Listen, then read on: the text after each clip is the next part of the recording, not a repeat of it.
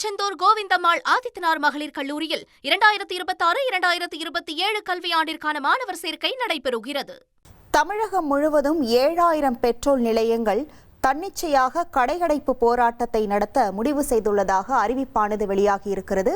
விவரங்களோடு இணைகிறார் நமது செய்தியாளர் தாய்மானவன். வணக்கம் தாய்மானவன், என்ன காரணத்திற்காக இந்த அறிவிப்பை வெளியிட்டிருக்கிறார்கள்? விவரங்கள்.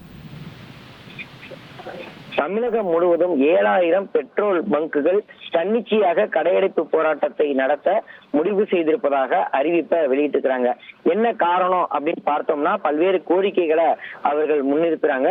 குறிப்பா குற்ற சம்பவங்கள் தொடர்பாக சிசிடிவி பதிவுகளை காவல்துறையினர் பெறும்போது பெட்ரோல் பங்குகள் இருக்கக்கூடிய ஒட்டுமொத்த டிவிஆர் உபகரணங்களையும் பறிமுதல் செய்து கொள்வதாகவும், இதன் காரணமாக பெட்ரோல் பங்குகள்ல நடக்கக்கூடிய மற்ற விதமான கண்காணிப்பு பணிகளை சம்பந்தப்பட்ட பெட்ரோல் பங்க் உரிமையாளராகட்டும் அதே போல் மேலாளர்களாகட்டும் அந்த பணிகளை மேற்கொள்ள முடிவதில்லை என்ற ஒரு குற்றச்சாட்டை முன்வைக்கிறாங்க.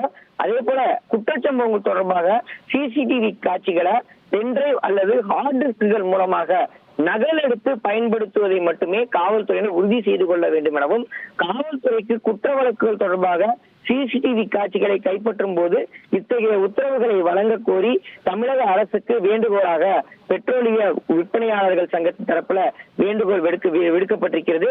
இந்த உத்தரவு கடைபிடிக்கப்படாத பட்சத்துல விரைவில் தமிழகம் முழுவதும் 7000 பெட்ரோல் நிலையங்களை தன்னிச்சையாக கடையடைப்பு போராட்டத்தை நடத்துவதற்கு முன்வந்திருப்பதாக பெட்ரோலியம் உரிமையாளர்கள் சங்கம் விற்பனையாளர்கள் சங்கத்தின் தரப்புல இந்த அறிவிப்பானது வெளியிடப்பட்டிருக்கிறது. விவரங்களுக்கு நன்றி தாய்மானவன். திருச்செந்தூர் கோவிந்தம்மாள் ஆதித்தனார் மகளிர் கல்லூரியில் 2026-2027 கல்வியாண்டிற்கான மாணவர் சேர்க்கை நடைபெறுகிறது.